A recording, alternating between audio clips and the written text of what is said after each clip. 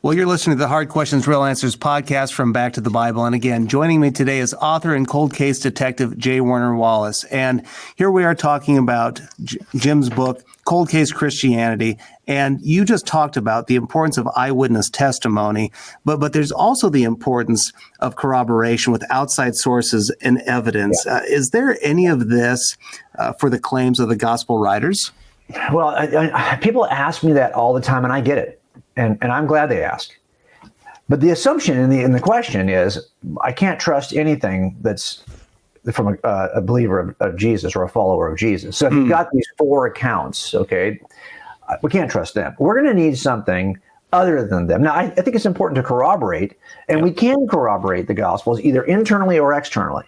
But sometimes people really want a non-Christian account that's early enough to be, look, if you're looking for somebody who didn't start off as a believer, okay, who's not a believer, and he's going to write something about Jesus, there actually is one of these. It's in the Gospels. I'll tell you, if you think about it, the disciples of Jesus, it wasn't as though they weren't looking for a Messiah. Of course they were. Most of them were the disciples of John the Baptist. And they had heard for years, as the disciples of John, that there's a Messiah coming. And then John points them to Jesus and says, there he is, the Lamb of God who takes away the sins of the world. And John's disciples leave John to join Jesus. So I can understand you're saying, well, look, this is kind of like they're from the inside. They're the group that already thinks this is true before they even start. But there's one of these guys is not in that group. He's not part of John's disciples. He's a tax collector who is reviled by his own people. And who so reviled, in fact, that they don't even want to go to the dinner afterwards when he's selected by Jesus to join the group. That dude comes in, and he comes in not as part of the fellowship, not as part of the buds, not as part of John the Baptist's discipleship. He comes in from the outside. But after 3 years of watching this, he's now committed. Not on the basis of his expectations or his hopes, but instead on the basis of his observations. So Matthew is the account you're looking for. If you're looking for the account from a guy who is not part of the group, who then writes about what the group does. Because the only problem, of course, is if you started off as somebody who's not a believer, if you saw that stuff, in the end, you're going to end up being a believer. And now suddenly your testimony is discredited? Well, that doesn't seem fair. Look, he didn't start off as part of that group. Now, you can look at things like archaeology.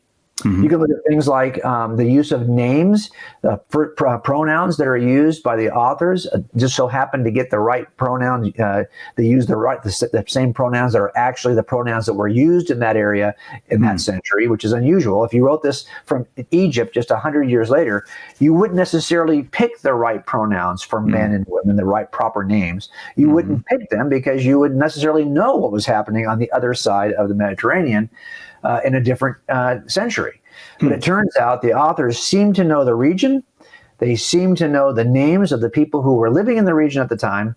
And much of their work, at least the cities, I'll give you an example of this. If you are making a case for the Book of Mormon, the Book of Mormon covers a 100-year span of history in the North American continent from 600 BC to 400 AD.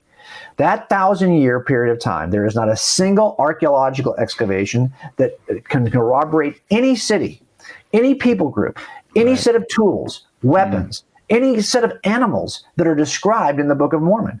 You've got zero corroborative evidence archaeologically for the Book of Mormon.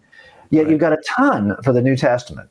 You actually can draw maps of the New Testament landscape in a way that you cannot draw maps of the Mormon landscape of North America, because we've never found a single discovery to lock any of those cities into a specific place.